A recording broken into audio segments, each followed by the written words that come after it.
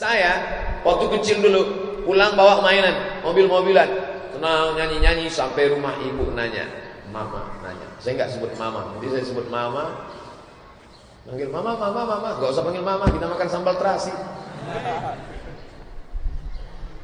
Ini dari mana? Dari jalan tadi. Siapa yang punya? Gak tahu siapa yang punya. Antarkan kembali tempat di mana kamu nemu tadi, karena nanti di akhirat mobil ini akan besar dan kamu akan memikulnya di akhirat. Sampai hari ini nasihat itu terngiang di telinga, masuk ke kepala, ingat di jantung hati, sampai mati tidak akan hilang nasihat seorang ibu. Ibu saya bukan ustazah, tidak pernah LCMA, tidak pernah ke Kairo, tidak pernah ke Mesir, dan dia pun tidak tahu hadis tentang itu, bahwa mobil itu akan jadi besar, akan dipikul di akhirat. Ternyata hadisnya ada.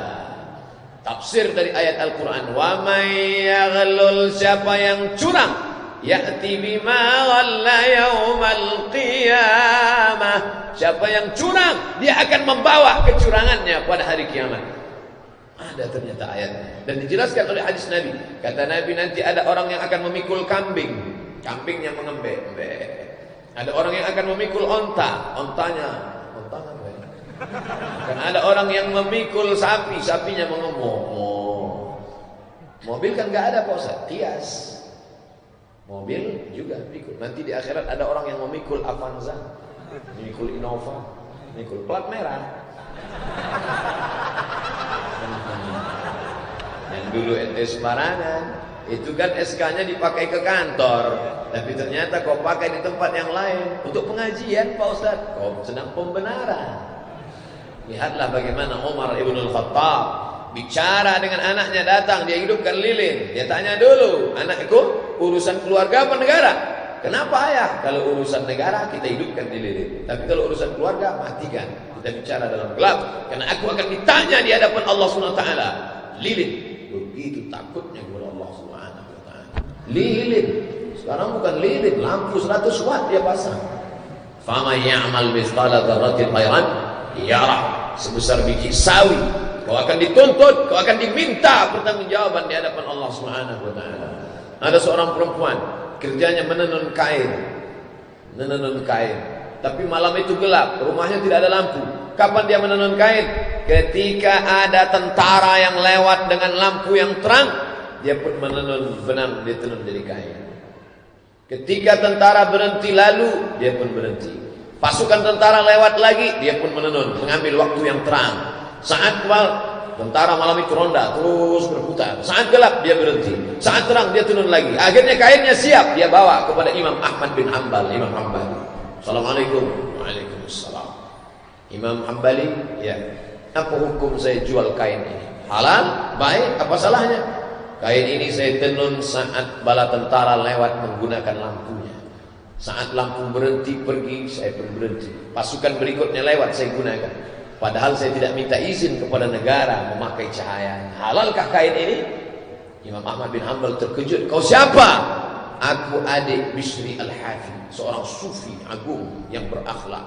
Apa kata Imam Ahmad bin Hanbal? Ternyata dari rumah Bisri Al-Hafi memancar cahaya takut kepada Allah Subhanahu wa taala. Hanya menggunakan cahaya lampunya saja dia takut.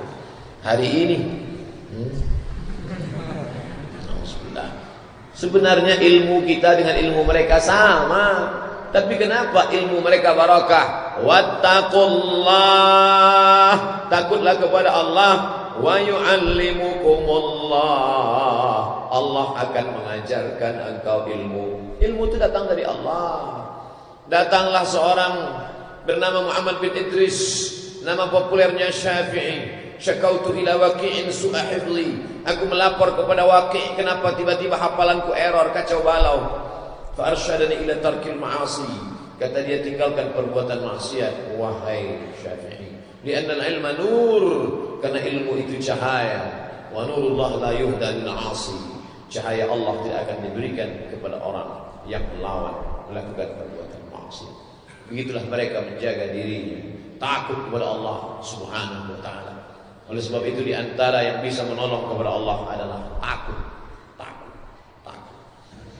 Innama amruhu idza arada syai'an ay yaqula lahu kun fayakun. Satu kali sentap, satu kali tarik, mati. Mana dulu keberanian mau menghalalkan yang haram? Uang haram. Jurusnya jurus gayung, jurus tupai, lepas. Jurus apa lagi?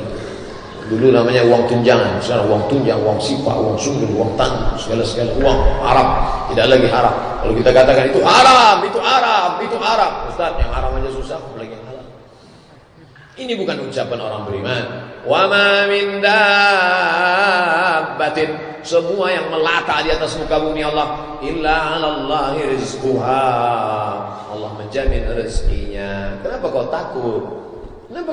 Tidak dapat rezeki? Lau tawakkaltum 'ala Allah haqqa tawakkuli, kalau kau tawakal kepada Allah sebenar-benar tawakal, la razaqakum kama ruziqat thair, kalian akan diberi rezeki seperti seekor burung. Tawdu khimasan, terbang dalam keadaan perut kosong, wa yaruhu bitanan, pulang dalam keadaan perut berisi penuh makanan.